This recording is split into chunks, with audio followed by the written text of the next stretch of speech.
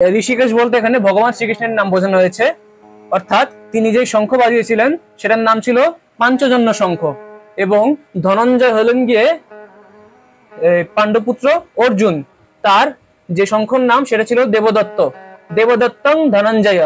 পরবর্তীতে বলা হয়েছে ভীমের কথা, যে ভীম কর্ম বৃকদর, ভীমের আরেক নাম বৃকদর, তিনি যে শঙ্খ, যে মহাশঙ্খ বাজিয়েছিলেন তার নাম ছিল পৌন্ড্র, পৌন্ড্র নামক যে শঙ্খ সেটা বাজিয়েছিলেন ভীম।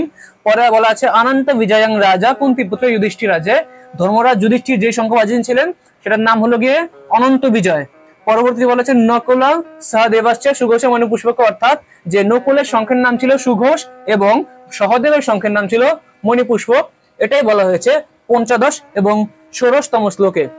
নমস্কার সকলকে, আপনাদেরকে স্বাগত জানাই আমাদের ফেসবুক পেজ এবং ইউটিউব চ্যানেল সনাতন নেটওয়ার্কে। তো আমরা ছিলাম শ্রীমদ্ ভগবদ গীতার প্রথম অধ্যায়ে। এখন আমরা যাব প্রথম অধ্যায়ের 11তম শ্লোকে বা 11 নম্বর শ্লোকে যাব। চলুন দেখে নেই সেই শ্লোকে কি বলেছেন সঞ্জয়। এই শ্লোকে বলা হয়েছে যে অয়নেষু চ সর্বেষু যথা ভাগমবস্থিতা ভীষ্মমেবাভিরক্ষন্তু ভবন্তঃ সর্ব এব হি। এই শ্লোকের অর্থ হলো যে ভীষ্মমেভিরক্ষন্তু, রক্ষণ বা রক্ষা করা বা সুরক্ষা প্রদান করা। এখানে কার নাম আছে সাথে? ভীষ্মের নাম।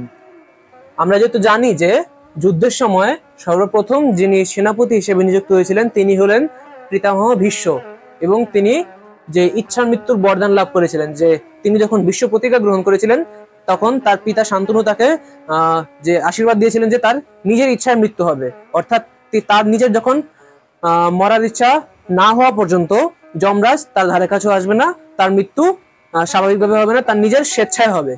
তো এখানে সেজন্য তারা সবাই সেই ভীষ্মকে সেনাপতি পদে নিযুক্ত করে যাতে তাদের যে সৈন্য অপরাজেয় থাকে। তাই তাদের সবাইকে যে নির্দেশ দেওয়া হয় যে আপনাদের সবার কর্তব্য যে ভীষ্মকে রক্ষা করা, ভীষ্মমেবা ভিরক্ষন্তু, এবং বলা হয়েছে যে যথা ভাগম অবস্থিত, অর্থাৎ যে যেভাবে পারেন আপনার নিজেদের সামর্থ্য অনুযায়ী পিতামহ ভীষ্মকে রক্ষা বা সুরক্ষা প্রদান করেন, যেন আমরা যুদ্ধ সঠিকভাবে পরিচালনা করতে পারি। এই ছিল 11তম শ্লোকে। তো পরের শ্লোকে যদি আমরা যাই, সেখানে আছে 12তম শ্লোকে বলা হয়েছে যে তস্য সংজানয়ন হর্ষম কুরু বৃদ্ধ পিতামহা সিংহনাদং বিনদ্যোচ্চৈ শঙ্খং দধ্নো প্রতাপবান। তো এখানে বলা হয়েছে যে তস্য সংজানয়ন হর্ষং, অর্থাৎ তার হৃদয়ে হর্ষোৎপন্নকারী। কার হৃদয়ে? দুর্যোধনের হৃদয়ে। কারণ সেই দুর্যোধনই সেই গুরু দ্রোণের সাথে কথাবার্তা বলছিল যে আমাদের সৈন্য এই আছে, তাদের সৈন্য এই আছে, তার পরবর্তীতে কি হওয়া দরকার, এবং সে বিভিন্ন যে পিতামহকে সুরক্ষা প্রদানের জন্য যে নির্দেশসমূহ দিচ্ছিল সবাইকে, সেটা আমরা দেখতে পেলাম।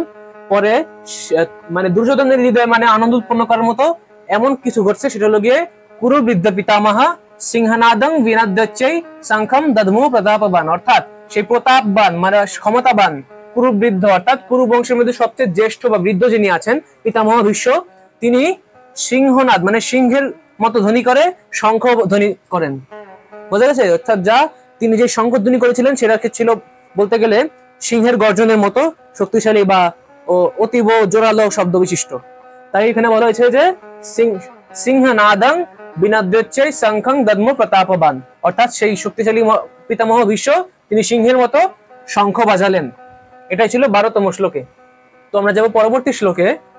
এখানে 13তম শ্লোকে বলা হয়েছে কি তত শঙ্খাশ্চ ভেরশ্চ পণবানক গোমুখা সহসৈবাভ্যহন্যন্ত্য সশব্দস্তু মূলঃ ভবৎ। এখানে বলা হয়েছে যে তখন একসাথে অনেক কিছু বেজেছিল। সেখানে বলা হয়েছে শঙ্খ, শঙ্খ তো সবাই বাজিয়েছিলেন। শঙ্খ আছে, ভেরি, ভেরি এক ধরনের বাদ্য যা যুদ্ধের ধ্বনি। তারপর আছে পণব, আনক এবং গোমুখা। পণব মানে সেই মৃদঙ্গ, আনক মানে ঢাক, গোমুখা মানে যে সিংহা, সেই যুদ্ধে বলতে যে সিংহা বাজায় যুদ্ধ শুরু করে তেমন একটা বাদ্যযন্ত্র। আর আছে কি সহসৈরাভ্য হান্যন্তে, যখন সেগুলো সবগুলো একত্রে বেজে উঠলো, যে এইসব যে বাদ্যযন্ত্র সবগুলো একসাথে যুদ্ধ শুরু হওয়ার জন্য বেজে উঠলো, তখন শব্দস তুমুলহ ভাবাত, মানে সেই শব্দ অতি তুমুল বা ভীষণ, যে শব্দ তৈরিকারী এমন শব্দ, ভীষণ শব্দ তৈরি হলো, যা কানের ভিতরে ভীষণ পরিস্থিতি তৈরি করে, তেমন শব্দ তৈরি হলো। এটাই বোঝানো হয়েছে এই 13তম শ্লোকে, যে অনেক ভীষণ একটা শব্দ তৈরি হয়েছিল বিভিন্ন যন্ত্রের কারণে, যেটা যোদ্ধারা বাজিয়েছিলেন যুদ্ধ শুরু করার জন্য। তো এই শ্লোকেও তেমন এগুলোই ছিল বোঝানোর মতো। আগামীতে যদি দেখি আমরা 14তম শ্লোক, সেখানে আছে এই যে 14তম শ্লোকে বলা হয়েছে যে ততঃ শ্বেতৈর্হয়ৈর্যুক্তে মহতি স্যান্দনে স্থিতো মাধবঃ পাণ্ডবাশ্চৈব দিব্য শঙ্খ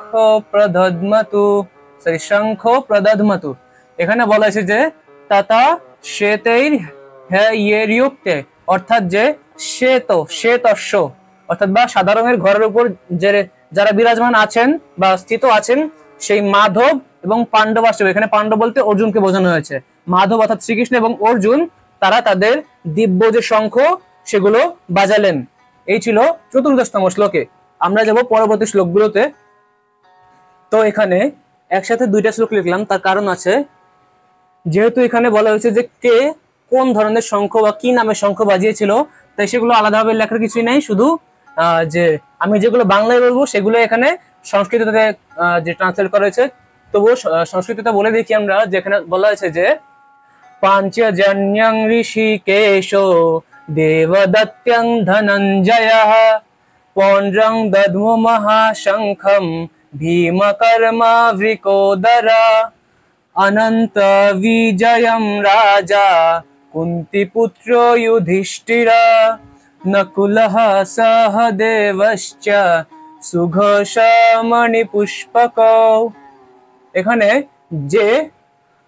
যিনি ঋষিকেশ বলতে এখানে ভগবান শ্রীকৃষ্ণের নাম বোঝানো হয়েছে, অর্থাৎ তিনি যে শঙ্খ বাজিয়েছিলেন সেটার নাম ছিল পাঞ্চজন্য শঙ্খ, এবং ধনঞ্জয় হলেন গিয়ে পাণ্ডবপুত্র অর্জুন, তার যে শঙ্খর নাম সেটা ছিল দেবদত্তং ধনঞ্জয়। পরবর্তীতে বলা হয়েছে ভীমের কথা, যে ভীম কর্ম বৃকোদর, ভীমের আরেক নাম বৃকোদর, তিনি যে শঙ্খ, যে মহাশঙ্খ বাজিয়েছিলেন তার নাম ছিল পৌণ্ড্র নামক যে শঙ্খ সেটা বাজিয়েছিলেন ভীম। পরে বলা আছে অনন্ত বিজয়ং রাজা কুন্তিপুত্র যুধিষ্ঠিরা, যে ধর্মরাজ যুধিষ্ঠির যে শঙ্খ বাজিয়েছিলেন সেটার নাম হলো গিয়ে অনন্ত বিজয়। পরবর্তীতে বলা হচ্ছে নকুল সহদেবাশ্চ সুঘোষ মণিপুষ্পক, অর্থাৎ যে নকুলের শঙ্খের নাম ছিল সুঘোষ এবং সহদেবের শঙ্খের নাম ছিল মণিপুষ্পক। এটাই বলা হয়েছে 15 এবং 16তম শ্লোকে। তো এই ছিল আমাদের আজকের ক্লাস। আশা করি সবাই আমাদের যে ক্লাসের বিষয়বস্তু সকালে বুঝতে পেরেছেন। কেউ যদি কোনো বিষয়ে দ্বিধায় থাকেন তাহলে আমাদেরকে কমেন্ট বক্সে জানাবেন। আমাদের কমেন্ট বক্স আপনাদের সকলের জন্য উন্মুক্ত, এবং কোনো বিষয়ে সংশয় থাকলে কিংবা গীতা সম্পর্কিত কোনো প্রশ্নের উত্তর জানতে চাইলে আমাদেরকে অবশ্যই জানাবেন। আমরা যথাসম্ভব উত্তর দেওয়ার চেষ্টা করব। ধন্যবাদ, নমস্কার।